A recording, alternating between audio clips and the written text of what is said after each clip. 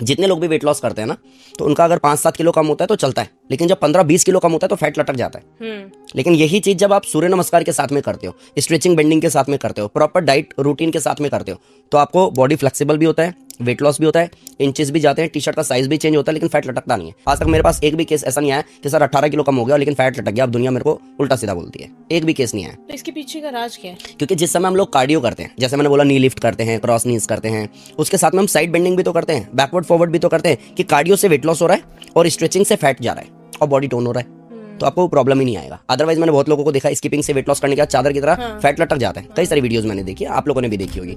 लेकिन जिस तरीके से बता रहा हूँ ना 5 एक्सरसाइज, ये रामबाण है, छठी भी करने की जरूरत नहीं है आपको।